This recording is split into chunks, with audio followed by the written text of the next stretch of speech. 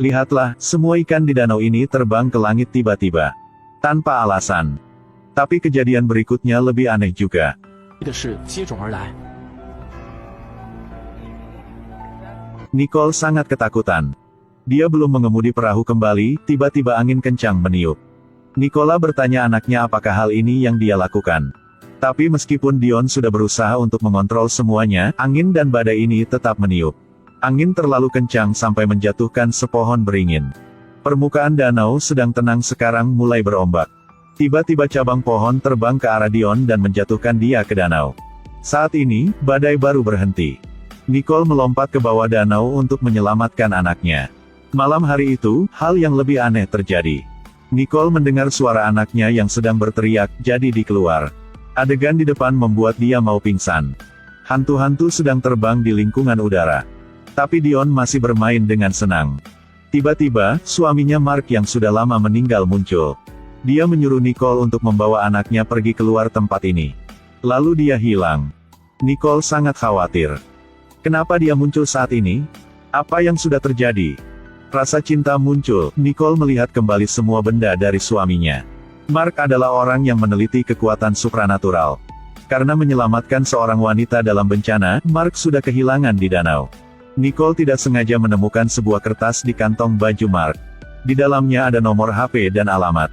Saat makan pagi, Dion tidak sengaja membuat susu menumpah di meja. Tanpa diduga, susu itu terbang di udara. Saat Nicole datang, susu itu tetap di meja lagi. Di perjalanan ke sekolah, Dion berbicara sama ibunya bahwa dia tahu trik sulap ini. Membuat benda terbang. Nicole pikir anaknya bercanda jadi dia tidak peduli. Di sekolah, Dion berbicara dengan temannya tentang kekuatannya. Tapi tidak ada siapa yang percaya. Teman-teman itu tidak mau bermain sama Dion karena tubuh Dion kecil. Untuk berteman dengan mereka, Dion coba bermain skateboard. Tanpa diduga, teman-teman itu sangat terheran. Malam ini, di rumah, Dion terus bilang dia berkekuatan. Nicole menyuruh anak coba menunjukkannya. Ternyata permainan itu memang terbang. Benda-benda di rumah juga terbang. 随着东西越飘越， Nicole terburu-buru bilang Dion berhenti. Tapi Dion tidak bisa mengontrol kekuatan dia. Benda-benda terbang di sekeliling mereka semakin cepat. Bahkan membuat pundak Nicole terluka. 这一顿猛如虎的 Pertunjukan ini menakutkan Nicole. Setelah melewati banyak hal yang aneh, Nicole memutuskan menelpon ke nomor itu. Tapi tidak ada yang mengangkat. Tepat waktu itu, polisi ke rumah Nicole. Polisi bertanya karena gadis tetangga Nicole sudah hilang. Nicole ingat kembali, itulah saat Dion menunjukkan kekuatannya. Apakah hal ini terkait sama kekuatan anak dia? Inilah tupai yang ajaib. Tupai ini bermain lalu menanjak ke pohon. Dion mengejar tupai ini. Jadinya, Nicole mendengar suara anaknya, saat berbalik dia memang ketakutan. Nicole bergagas menghibur anak yang terkena penyakit asma. Lalu Nicole membawa tangga untuk membawa anak turun. Lalu Nicole membawa Dion ke rumah sakit kakaknya untuk memeriksa. Tapi hasilnya biasa. Nicole bercerita dengan kakaknya tentang kejadian terakhir ini. Akan tetapi, kakak ini tidak percaya. Kakak bilang mungkin Nicole ditekankan besar jadi pikir banyak. Tapi kemudian, Dion terus membuat kekuatannya. Ketika Nicole membawa Dion ke tempat membeli obat asma. Dion mau makan permen tapi ibunya tidak setuju. Dengan begitu, permen-permen terbang. Pegawai toko melihat hal itu jadi sudah bergegas mengejar. Mereka berdua juga ketakutan jadi sudah berlari. Kemudian, Nicole mengikuti wawancara untuk mencari pekerjaan. Tapi Nicole tidak bisa berhenti khawatir tentang anaknya, jadi dia selalu menatap anak. Sebelum wawancara berakhir, Dion sudah menyebabkan urusan lagi. Dion duduk di kursi lalu berputar. Nicole harus meninggalkan wawancara untuk menghentikan anaknya. Jadi dia tidak lolos. Kakak Nicole minta temannya untuk mengunjungi Nicole. Pat adalah teman dekat Mark. Juga mantan rekan dia. Pat sering peduli dan merawat Nicole. Saat ini, Dion melihat boneka terjatuh di jalan. Tiba-tiba, Dion bergerak sampai jalan. Nicole sangat terkejut. Pada waktu itu, ada mobil yang berkecepatan tinggi melewat. Malam itu, Nicole menceritakan semua kejadian yang terakhir ini untuk Pat. Tapi Pat merasa sangat biasa. Pat mau melihat kekuatan Dion. Oleh itu, Dion terus berpikir untuk menerbangkan permainan. Pesawat permainan di kamar terbang di udara, tampaknya pesawat yang sebenarnya. Pat sangat penasaran. Setelah Dion tidur, mereka berdua berbicara tentang cara mengontrol kekuatan itu. Karena kalau tidak bisa mengontrolnya, pasti akan membahayakan. Pat menyarankan Nicola untuk ikut belajar Thor. Memakai suatu benda seperti palu untuk menunjukkan kekuatan. Jadi Nicole memberikan anaknya jam tangan Mark, benda ini seperti benda melindungi Dion. Masa lalu, ketika dalam kondisi bahaya, Mark hanya perlu menyentuh jam ini lalu bisa tenang kembali. Jadi saat yang mau kehilangan kontrol, Dion bisa ikut menyentuh jam ini. Tapi, saat di kelas, Dion masih hadapi hal yang tidak bisa diperkirakan. Si temannya sudah menipu Dion untuk mengambil jam ini. Dion marah, makanya Dion memakai pikiran untuk menerbangkan teman itu ke dinding. Kepala sekolah menyaksikan semuanya, jadi sudah menghukum Dion berdiri di kelas. Suatu hari, Nicole menerima telepon dari nomor telepon yang ajaib itu. Berjanji bertemu dengan Nicole di hutan yang tidak ada orang pun. Nicole segera menolak. Tapi orang itu bilang cerita tentang suami yang telah meninggal. Jadi Nicole sudah ke hutan itu, tapi tidak ada siapa. Saat itu, ada wanita yang tiba-tiba muncul. Setelah berbicara, ternyata wanita ini adalah wanita yang diselamatkan oleh Mark. Mereka mengenal di Iceland. Dan sudah melihat fenomena yang ajaib. Semua orang di sana mulai milik kekuatan supranatural masing-masing. Kekuatan dia adalah menyembunyikan butuh.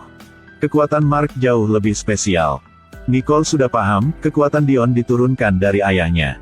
Nicole berbicara bahwa dia sudah ketemu roh Mark. Wanita ini sepertinya ketakutan. Dia bilang orang yang mau membunuh dia sedang datang. Lalu wanita ini dengan cepat hilang, tinggalkan Nicole sendiri. Setelah pulang, Nicole menerima sebuah video dari wanita itu. Dalamnya ada petir-petir tapi bentuknya sangat mirip dengan bentuk orang. Dion melihat ekor rubah ini terluka jadi Dion tutup mata. Terus-menerus membisik. Kedua tangannya mengeluarkan cahaya yang aneh. Tentu saja, keajaiban sudah terjadi. Luka ekor rubah ini sudah sembuh. Pat membawa Dion ke tempat kerjanya. Dion melihat gambar ayahnya, di hatinya agak menyedihkan. Ketika lewat sebuah kamar yang rahasia, Dion mau masuk. Tapi itulah kamar penelitian yang rahasia. Bahkan Pat juga tidak bisa masuk, harus ada kartu baru bisa buka pintu. Dion menggunakan kekuatannya untuk mencuri kartu itu. Dan mematikan kamera. Masuk ke kamar ini, mereka menemukan di sini ada banyak binatang dari Iceland.